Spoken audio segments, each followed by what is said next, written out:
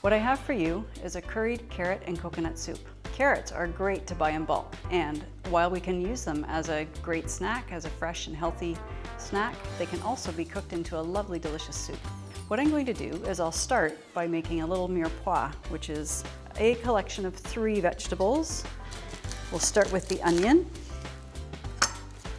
and we're going to start cutting the onion into, it can be fairly rough chunks because you're going to be blending this soup. So you don't have to be too particular about the way that you cut this up. Before I carry on, what I'm going to do is I'm going to add some coconut oil to my pot, my soup pot. I happen to be using coconut oil just because I happen to have it at home. You can use any kind of oil. If you want to use a little bit of olive oil, that's totally fine. Just going to give a quick peel to my onions, which I will roughly chop. So each vegetable that you add in will cook along with the others and go together as a beautiful combination for this soup. Roughly chopped, as I said, because it's going to be blended.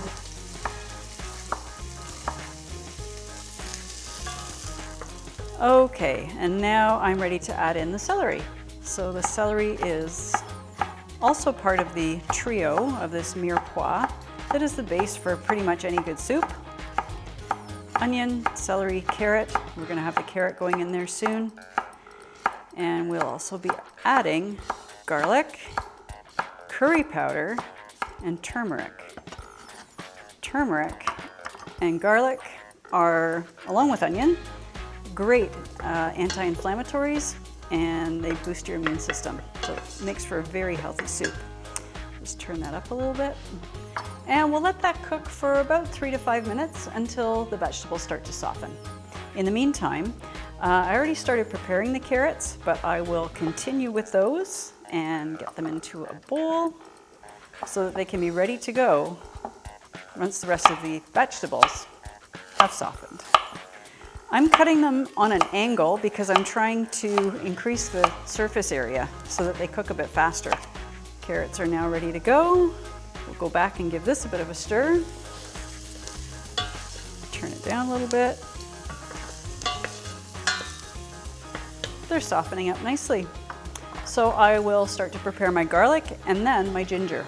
As I said earlier, they are anti-inflammatories, also cancer fighting and antioxidants for your body, making this for a great soup to keep you healthy. When I'm doing this one, I don't need to break the garlic down so much. I will roughly chop it, but it just needs to be broken down so that it can cook in with the rest of the ingredients. And it's going to be blitzed, the soup I'm going to blend up. So I'm not too worried about what things look like or how small they are. It's all going to cook down and become part of a really delicious creamy soup.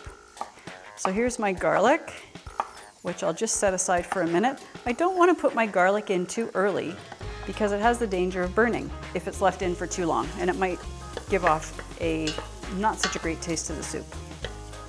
So we'll keep that going, and I'm just going to take a little slice of ginger here, also a great anti-inflammatory, and I'm just going to peel it. Some people don't peel the ginger. I like to peel it. This can also be grated on a rasp. But again, because I'm going to be pureeing the soup, I'm not going to worry too much about the size of it. So I'll cut this down like that, give it a rough chop, just like the garlic, and we're almost ready to add these in. Voila, garlic and ginger. Okay. I think that's softened up enough. The coconut oil is working really well in here. It is actually preventing things from burning, so at this level of heat, it's working well. Here we go, ginger and garlic. This is going to go in for about a minute, and I'm just going to start to soften it. While that's happening, I'll let that go, and I just happen to have the rest of an orange pepper. So carrots are orange, the pepper's orange, I'm going to add it to the soup. It's It's a great way to repurpose and reuse a vegetable that's still in the fridge, and I can make it work. Here we go. I'll just give that a clean, get those seeds out of there. There we go. Let me just clean this up. Seeds are out, membrane is out. So give this another stir. Nicely sauteing away and softening up. And again, a rough chop for this pepper. No problem to get it in there any which way because it's going to cook down. Just the same with the carrots. One of the best ways to get vitamin C in your body, even more than citrus fruit, funnily enough. All right, all of this veg is ready to go. But before I do that, I'm going to add in my spices. So curry powder and turmeric are going in to flavor this soup. And it's not best practice to just put a dry spice into the soup if you're in the middle of making a soup and all of a sudden you think, oh my gosh, I forgot to put the curry powder in. Not the best idea. It's good to add it in when you're cooking the initial vegetables, and it's going to get coated with some of the oils. I'm putting in about a tablespoon. This also helps to take away any bitterness that the herb or the spice might impart. Going in with some turmeric for some gorgeous yellow color and a fantastic anti-inflammatory. All right, this is now getting coated with the oil and cooking away. So this is going to cook for about another minute. I wasn't able to find my favorite brand of stock at the store, and I don't have any vegetable stock in my freezer. So what I'm going to use today is boiled water. And it's an easy way, obviously easy to get in your own kitchen if you don't have any kind of stock. Boiling water is a really easy thing to use in your soup. There's so much flavor happening in this soup that you're not really going to miss having a vegetable stock in there. So I've already pre-boiled my kettle, and I'll be ready to pour that in after I've got my carrots, which I think I'm ready to go with. Yeah, I can smell that. So I have 1 kilo of carrots going in here. 1 kilo of carrots. Give that a stir. Some of those will get coated as well with all of the gorgeous curry powder and turmeric. The ginger and the garlic are giving their flavor as well. Now's the time where I'll add a little bit of a sprinkle of salt. Can hear the sizzle. And we're ready to go with some boiling water. I'm going to start with 3 cups because later on I'll be adding a can of coconut milk. Woo!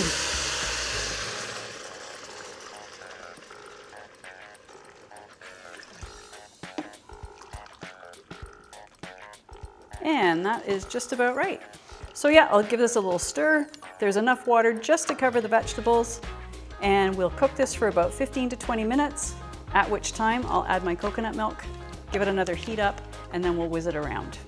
Okay, the soup has been cooking for 20 minutes. I first went with 15, had a check. I took a fork, poked it inside one of the carrots, and it wasn't really ready after 15 minutes, so I gave it another 5.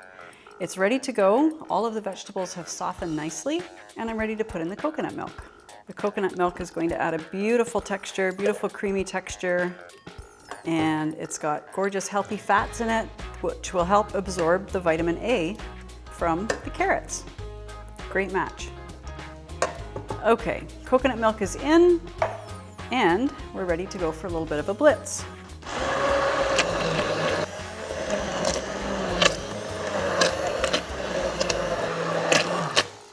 And I think we're good to go. Sometimes it takes a little while. Okay, coconut in. Now it's time to bring the soup back up to heat. I want to bring it to a bit of a boil, get it simmering again, just to make sure that that coconut milk really cooks in there. All right, while I'm doing that, while that's happening, lots of people have turned their eye and their hand into making sourdough bread over this time that we've been isolating. There's also something to be said about supporting your local baker. So Frankie's Bakery, just around the corner, Frankie's Corner, is a great place to buy bread locally, fresh, and you can do it daily. You can do it when you need it for your recipe. So I'll give this a cut. Gorgeous sourdough. We'll have a lovely piece of bread to go along with our soup. when it's ready and heated through, of course you can try your hand at making sourdough. I actually tried making a gluten-free version the other week. Didn't really work out.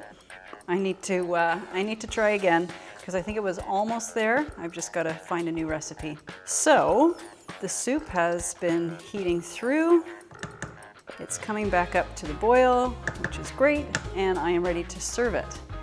Now, obviously I've made a rather large pot of soup. This is for more than just 2 people. So the best thing to do when you've got leftovers is to freeze them. Obviously you can use them the next day, but if you freeze them, then you can use them at another time. And you don't have to go to the trouble of making the soup again. We'll have that ready. I will serve up the soup. You can also put coriander into the soup, but sometimes people don't like coriander. It's kind of one of those love or hate herbs. And I know that some people aren't so fond of it. So if I'm cooking for people who don't really enjoy coriander, I won't put it in the soup. If I'm making it just for myself, the coriander is going to go right in there. I'm also going to add a little wedge of lime to this because it really helps to boost the flavor. So I would give it a squirt, a little bit of lime, nice little sprinkle of coriander on top, and there you go, a curried carrot coconut soup. So as I said earlier, the leftovers. What we can do here is put it into a container, and then you've got it for later. I've got a glass container, and I would like to say best practice is if you're transferring hot items to something that you'd like to save and use later, best practice is to use glass. You don't want to be putting hot items into plastic containers because there are chemicals that can leach into the foods from the plastic. So, loads of beautiful soup left over. What I'm going to do is I'm going to let it cool down on the countertop for a little while, transfer it to the fridge, let it really cool down, and then I'll get it into the freezer.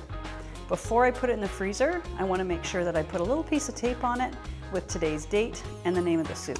So this is our meal, beautiful piece of sourdough bread to accompany our gorgeous anti-inflammatory curried carrot coconut soup.